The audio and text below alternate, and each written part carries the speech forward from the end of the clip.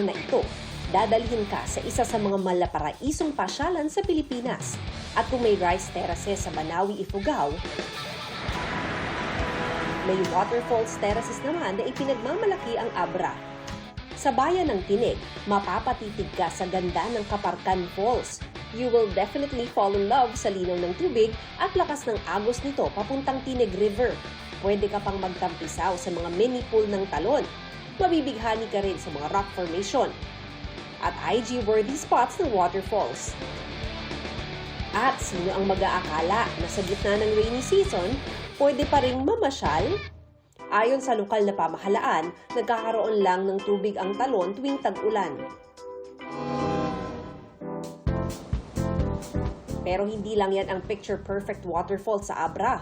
Dahil sa bayan ng San Isidro, mapapatingala ka sa ganda ng Tiggalay Falls. Ang tubig ng talon galing sa mataas na bahagi ng bundok at bumabagsak lang tuwing tag-ulan. May rock formations din ang Tiggalay Falls na perfect para sa mga gustong magtampisaw sa preskong tubig. Lumipad din tayo pa Ilocos Norte. Hindi mo na kailangang lumunok ng bato para marating ang Darna Falls sa bayan ng Dumalneg. Bukod sa talon, ubod din ng ganda ang paligid nito.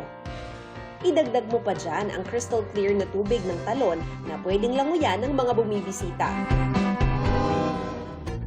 Sa bayan ng Vintar, aakalain mong nasa loob ka ng isang obra sa ganda ng Encantadora Falls.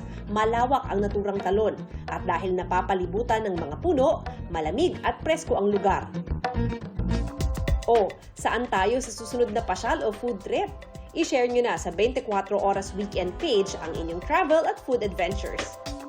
Para sa GMA Integrated News, Mav Gonzalez, nakatutok, 24 Oras.